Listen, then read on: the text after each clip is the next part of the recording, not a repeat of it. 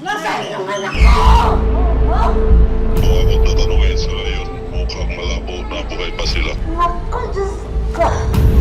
Noong nakaraang taon, tinutukan ko ang isa sa pinaka-kontrobersyal na kaso sa kasaysayan ng Pilipinas. Ang pagkawala ng 34 na sabongero. Pero ang bilang na 34 na nawawalang mga sabongero, nagbago nang basagin ng isang alias Totoy o kilala sa tunay na pangalan na Julie Dondon Patidongan ang kanyang katahimikan Hunyo nitong taon. Sa mga pamilya na nawawalan sa bangero, hindi lang yan 34, mahigit 100 yan. Nagpakilala sa akin si alias Totoy bilang dating head of security ng Farms at Cockpit Arena na pagmamay-ari ng business tycoon na si Charlie Atong Ang. Walang alinlangan niyang ipinakita ang ilang vouchers. Patunay raw ang mga ito sa ibinabayad sa mga sangkot sa pagkawala ng mga sabongero. Yung 2 million na yan yung monthly niya ni Lieutenant Colonel.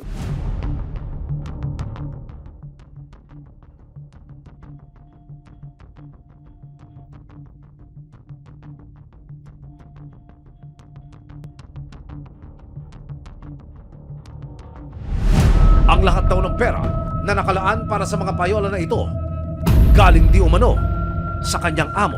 Minsan, kinukuha direkta sa opisina. Minsan, kinukuha dito sa akin. Yung lately na binigay ko na yung number ni Mr. Atong Ang na silang ng dalawa nag-uusap, pinapakuha na lang doon sa opisina ni Atong Ang. Ano ang resibo at patunay mo na pwedeng ipakita sa amin na makakapagsabing si Atong ang mastermind? Katulad niyang bootser na yan, yung bootser na 500,000, kinukuha ko yan doon mismo sa mga anak niya. Ayon sa kwento ni Dondon, pang-chochopi raw ang rason kung bakit dinudukot at pinapatay di umano ang mga sabongero. Yung tsupe kasi na yan, para alam nyo, pipilayan yung manok, tapos dito pupusta sa akin. Oras na mabuking ang pandaraya, dito na raw iniuutos at nagaganap ang karumal-dumal na pagpapaligpit sa mga biktima. Yung paraan ng pagpatay, barel, saksak, Nalagyan ng Taiwan, inikot-ikot na lang yan. Yes, hanggang sa makaihi na yung tao, yun na yung nangyayari. saan dinadala yung mga patay? Sa Talik, yung sa Talisay, Batangas. Ang Department of Justice naman, itinuturing ng persons of interest sa mga pangalan na binanggit ni Patidongan. July 3, nagtungo ang negosyante sa Mandaluyong Prosecutor's Office para magsampa ng mga reklamo laban kay Dondon Patidongan.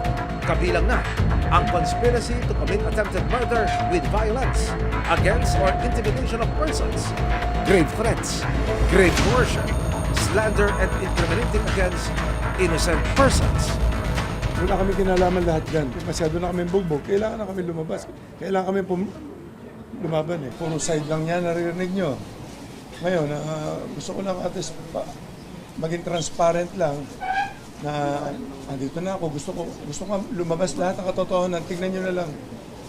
Isang tao na nagsasalita against sa aming mga decenteng tao doon.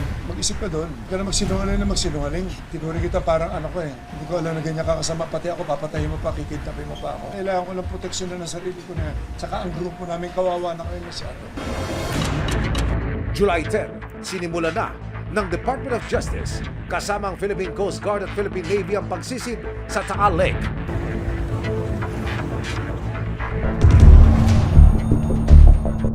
Mula July hanggang October ng nakaraang taon, may nakuha ang hindi bababa sa 800 skeletal remains o mga bahagi ng kalansay mula sa Taal Lake. Pero hanggang ngayon, ayon sa DOJ, wala pa silang nakukumpirmang pagkakakilanlan ng mga labi.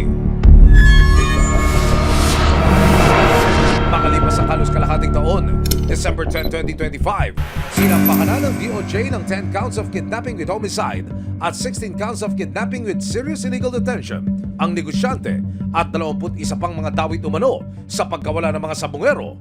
Found prima facie evidence with reasonable certainty of conviction to charge and indict Atong Ang and 16 other 21 respondents. Maraming salamat sa panonood, mga kapuso.